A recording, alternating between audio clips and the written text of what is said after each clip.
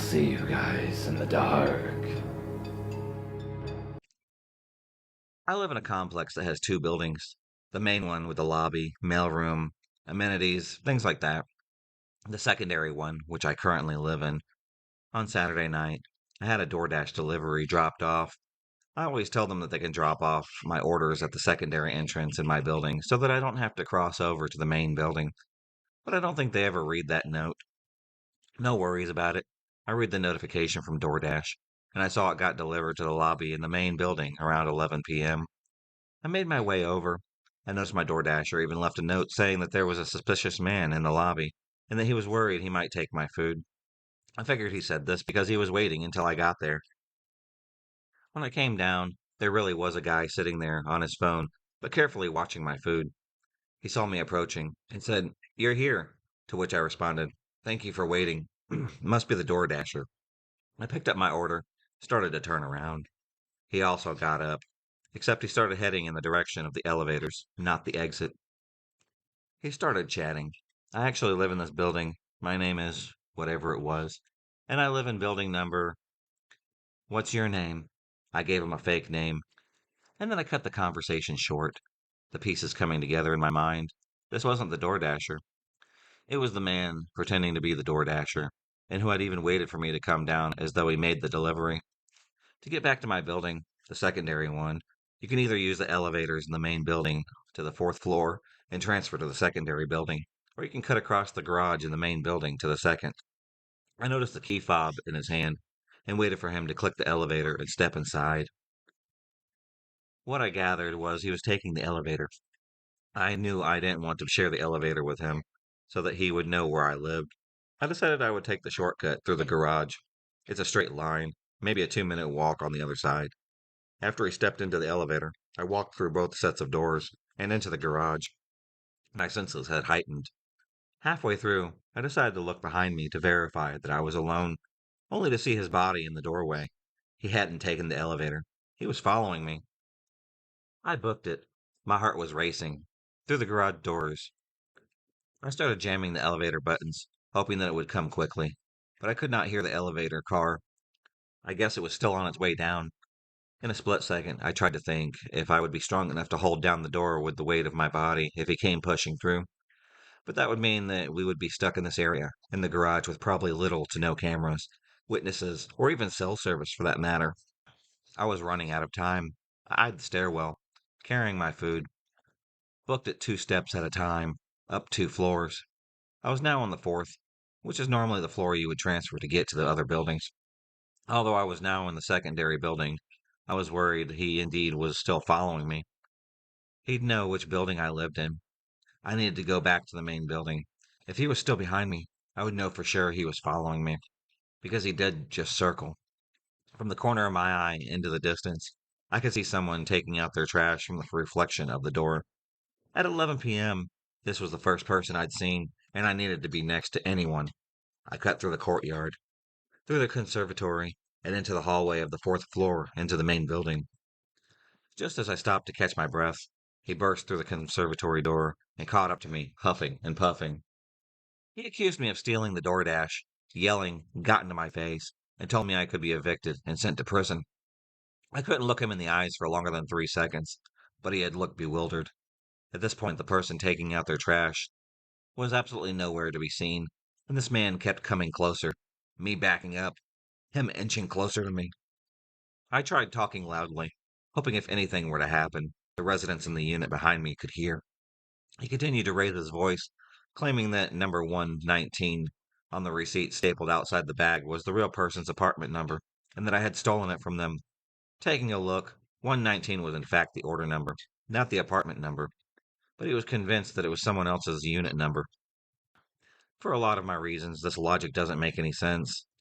Not that I needed to explain to him, but I could have been trying to go from my main building, second building, fourth floor, main building, second floor, just to lose him so that we didn't have to share the elevator and he didn't know where I lived. Even if I was taking someone else's order, which I wasn't, he was going to follow me to my apartment to verify where I lived and ensure my apartment matched the number. He was able to catch up to me relatively quickly, considering that I was sprinting and out of breath. This means he was deliberately following me and chasing me down, which, as a man, circumstances aside, I'm not sure why he would even be willing to chase a woman by herself at night, knowing how this would look for him. It was never about the order, because why did he pretend to go to the elevator in the beginning, only to chase me across the two buildings for an order he didn't even know what apartment number I was going into? And it definitely dawned on him that up until that point, we were the only people around.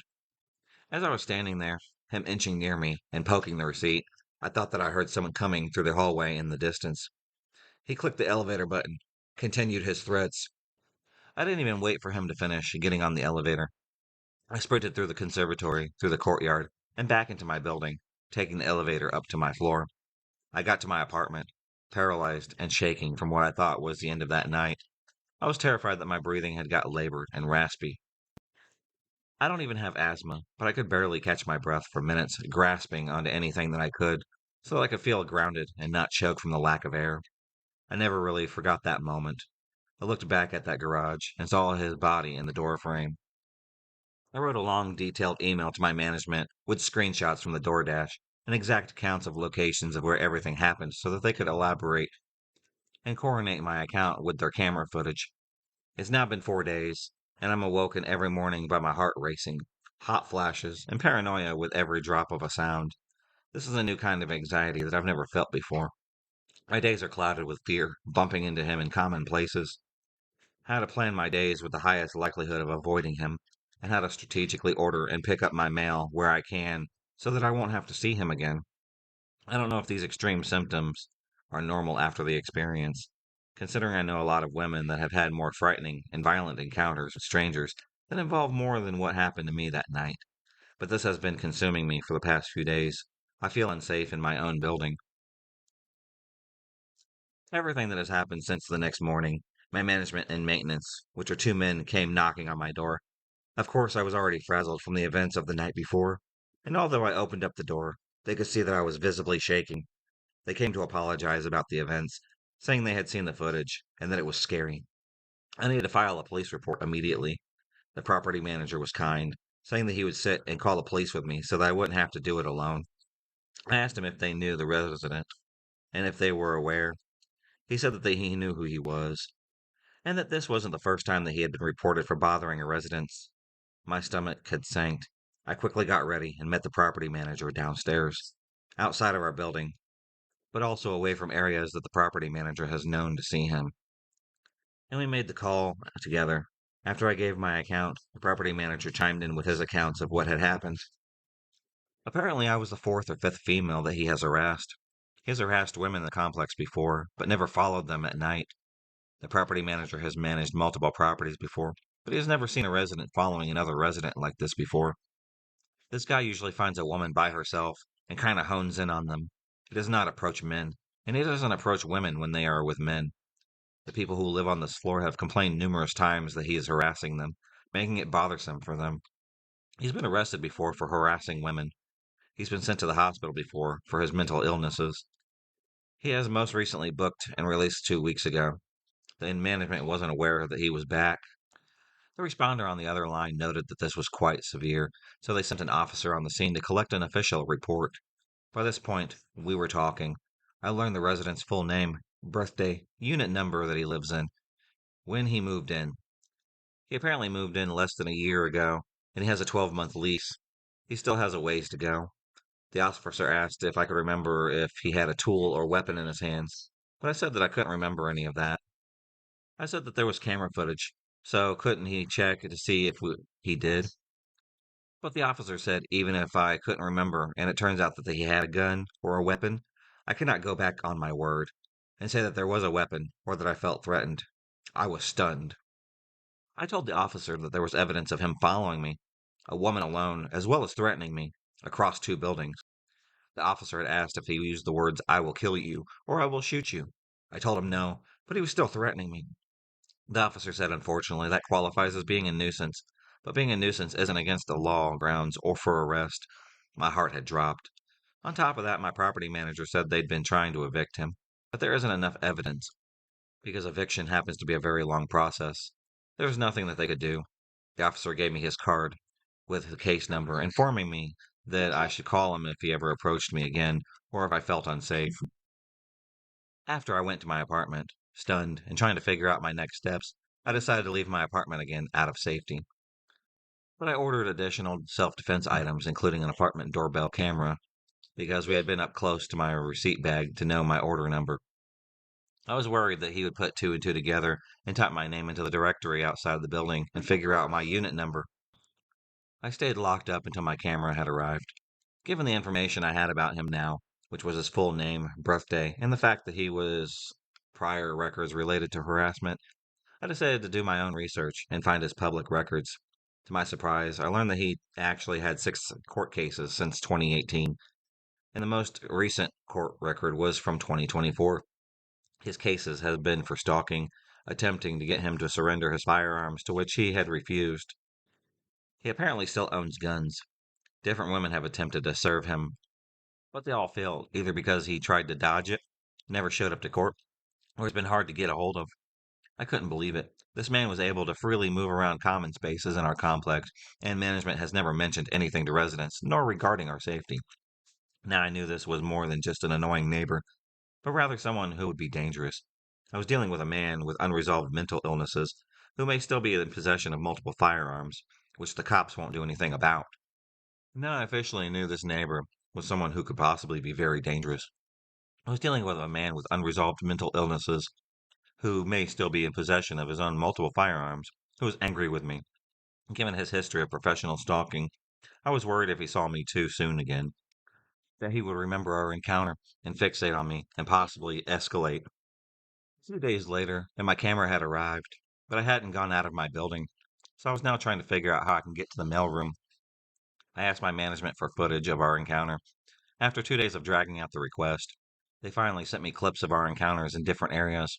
In one of the videos, you could see he followed me into the garage a bit after I had already gone in, after he had supposedly pretended to take that elevator.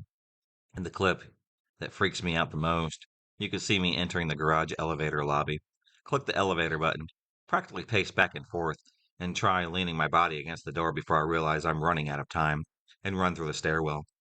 A few moments later, you see him come in, look at the pressed elevator button, and then figure out that I must have taken the stairwell before following suit.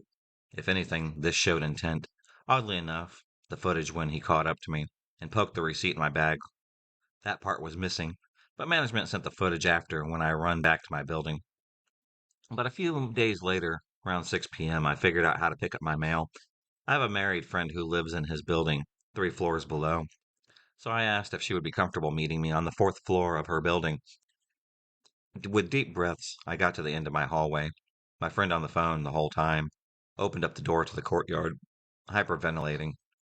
I looked across the conservatory and saw a man there. I squinted. It couldn't be, but it was. Indeed, him standing in the conservatory, his eyes locked on me. Started mouthing things, smiling, and then yelling. I began shaking uncontrollably, crying, and quickly ran back into my building. Now he knew for sure I lived in the second building. My friend was in the hallway, right behind him, so she witnessed everything. So she directed me. She wasn't with her husband either, but he had locked eyes with me, and now he was enraged. There were some people in the hallway frantically asking if I was okay, but I couldn't speak. My friend, still on the line with me, told me to go back to my apartment and that she would meet me there with her husband. My friend and her husband came up a few moments later, staying with me as I frantically packed a go bag. We decided that it wasn't safe for me to be alone in my apartment anymore, so I reached out to another friend who lives elsewhere in the city. They said that I could crash at their place. My friend and her husband escorted me through the hallway, me physically breaking down as we neared the elevators, but eventually leading me to the other friend's car. As I write this, I am in the living room of her apartment for the third day, figuring out my next moves. On my next day at my friend's house, I wrote management an email again explaining the incident with the resident once again. This is my second day, and no response from them still. My friend went to the management with her husband to report the incident since she also witnessed him yelling, so that it could add to their complaints. She said management was aware of me and my complaints, but they cannot do anything because he is protected under the Fair Housing Act.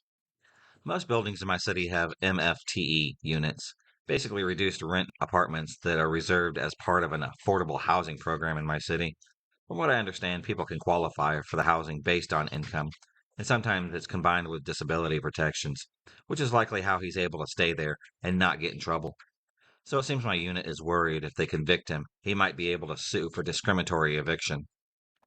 I don't have a male partner, which seems to be the only deterrent from the resident. So my sister and her husband are trying to figure out when they can fly in and help me pack my place so that I can get the hell out of there. I'm devastated because it's a beautiful complex with incredible amenities, gorgeous interior, and pretty new. But all this means nothing when my safety is at risk. I have no plans, but I cannot go back to my unit until I have protection at all times inside that building. I was behind the scenes at the restaurant that I was working at, waited to clock in for my shift. That's when I first noticed her. Starbow Girl. This chick loved that gothic movie about the blue-haired girl and the button-eyed doll. The clothing associated with the marketing of this movie is always a dark blue bow with silver stars. Now, when I'm not at work in our dress code, I'm usually goth or close to it. I enjoy looking more like a rock star than wearing just jeans. And yes, I own jeans too. I just prefer to wear darker clothes. So, I immediately noticed this girl because of her bow. I remember that movie, even though I'm an adult. So I make a mental note that, maybe this chick is alternative too, and I might get along with her as well. Fast forward a little bit. Now everyone else avoids this girl. I noticed, but figure people are just mean. I admit she is kind of weird, but weird never scared me at all. So when she starts to say hi, I politely say hi back. I pick up a shift on a day I don't normally work, and she's waiting to clock in. After exchanging greetings, she started to engage, so we talked a little bit. I like to joke while I'm at work, so I say something really edgy.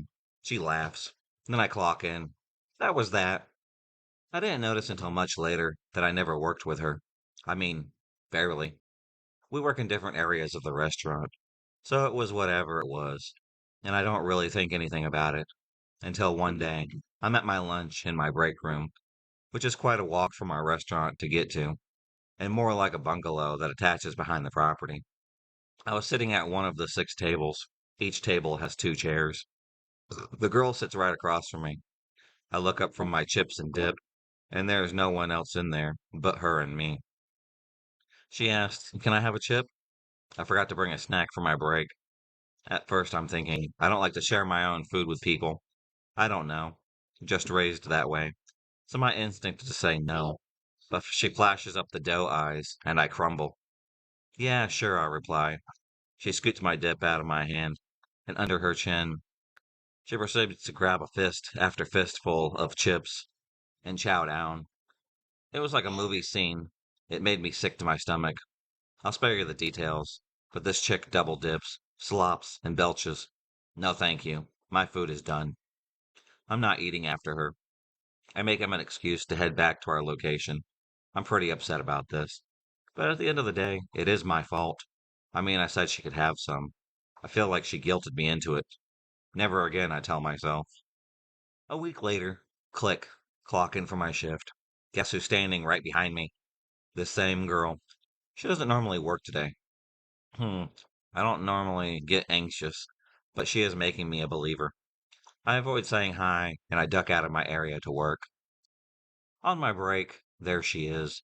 She's walking behind me, says something about us spending break together. I say no, you go on. I got to go use the toilet, and I fast walk to the bathroom. At lunch, I'm not so lucky. Plops down at my table. Room is virtually empty. Maybe one guy half asleep in the back. I'm on my phone scrolling and eating my TV dinner. She asks if I'm having a good day. At first, I completely ignore her. Then she gets louder. I say something bland like, I'm just hanging in there. I was in the middle of my meal, and my box from it was still sitting on the table. I'm quiet, ignoring her, playing on my phone, or pretending to. This girl starts picking up my trash and reading it. I asked her, "What are you doing?" She slowly says, in the casual kind of way, "Just curious what you're eating." I'm upset. I want to do something. But something she can't get fired for. I just start talking about really macabre stuff and Debbie Downer stuff, anything that I can think of. I tell her my opinions on canceled forensic shows and Armageddon, tragic accidents, and anything that I could put a bitter taste in her mouth. I figured this chick is too weird for my blood, and too creepy even for me to have a friendship with. I'm ready to sour her. I'm overly excited about my newfound rise to turn this girl off. As I'm talking, I'm finishing up my food, and a noodle goes down the wrong pipe. Now I'm choking. I'm absolutely choking. This chick might be the last person I see. I can't believe it. She turns to me, says chillingly, her eyes turn dark. You're going to die from that. More determined now to live than I think. I find water, and I will myself over to the water cooler halfway across the break room. Luckily, we had paper cups, which sometimes we run out of. I chug the water and cough a lot and gasp. Finally, and obviously because I'm typing this, I survived. But I'm fuming angry now at this girl. This chick wouldn't even get me water. I get it. I was turning her off. But this whole thing started because she was stalking me. I grab my stuff and go to my supervisor to report it. My supervisor is lax. Says the company can't do anything. She is within her rights to be around me. I keep avoiding her. The last time that I saw her, she came up behind me before she clocked in and stabbed me with the pointer finger in my back, smiled at me when I turned around to see who it was, and ran to go clock into her area with her shift. Now she works the same shifts as I do. I think that she changed her availability just to be near me. So I think that she's been getting breaks and lunches close to mine so that she can come hunt me down at her breaks. I really don't know what to do besides report her or make up an excuse again to leave if she finds me. This goes back to around 2021. I was a 14-year-old female who was addicted to Valorant and would play for hours. I wouldn't normally use my mic because I had social anxiety, and also Valorant gamers are really weird with females. I had met this guy who was really chill. He invited me to queue up with his friends, one girl and an extra guy, and I accepted. His friend was super sweet and funny. We got along pretty well. I decided to add him as my friend. We started playing some matches from time to time, and we exchanged discords. We started talking more and more, and I did eventually get attached. I could tell he was really into me, and he would praise and text me a lot. A few months passed. We then exchanged Instagrams and started DMing each other. Throughout all of this, we hadn't established if we were friends or more. We would flirt occasionally, but it wouldn't go any further than that. One day he asked for my Snapchat. I gave it to him, even though I was sort of suspicious. Men on Snapchat, I know where that leads. But I didn't really mind it since I did kind of like him. Things did turn sexual after a few days, and he would send me pictures and videos. I didn't send anything back, but I could entertain it. That was mistake number one. Maybe 6 months, a year after we initially met, I was 15, told him I didn't want anything serious, no relationship, but we could be friends with benefits. He enthusiastically agreed. I ended up sending him pictures. My second mistake. I really thought I was safe because it was on Snapchat, and so you can see if they screenshot it. A few weeks had passed. I realized I never did really see his face, and I knew almost nothing about him. I started asking more about him. Found his name is Joshua, and he lives in Florida. He has multiple mental illnesses and had trouble with the police before. He showed me his face. I realized how deep in shit I was and started texting him less and less, which infuriated him. At some point, I decided to officially cut him off. Tried to do it as politely as I could and blocked him. I thought that was it. Early on in the year, I had received a text from my sister. Hey, who's Josh? I felt my knees weaken and my stomach had dropped. I asked her why. She told me that she would tell me when she got home. When she finally arrived, I was already waiting for her in the kitchen. She just gave me this look. I started crying. She hugged me. He sent her pictures and threatened to leak them. I had no choice but to talk about it with my mom. She told me that we could go to the police. I agreed, so we went to the police station, where they told me that they would send officers at his house, and they would take my phone and talk to me and my sister. It dawned on me that this was really serious, and I had gotten scared. I backed out. That was mistake number three. Maybe a month or two later, Josh's brother texted me, asking me to unblock him. We texted a bit. He told me that Josh would often sell nudes to pedophiles on Telegram. I realized how deep in shit I was. but was still too scared to speak up. I really shouldn't have. Josh texted my friend's boyfriend. No idea how he found out who he was. Instead of telling him how I was horrible and asking him if he wanted my nudes. A few months later, he texted my then boyfriend, telling him the same thing, but threatening to send him my nudes if I wouldn't talk to him. So I unblocked him. That was mistake number 4. I didn't lead him on. I told him to back off and leave me alone. Then I'd go to the cops. He told me, and I quote, "That would just show me how much you love me." I obviously reblocked him. I since then every few months get a Snapchat or Instagram request from him. I would sometimes accept it and tell him to back off, telling him that I don't love him. I tried to find out his last name. I remembered his brother had texted me. I texted him, asked him what Josh's last name was.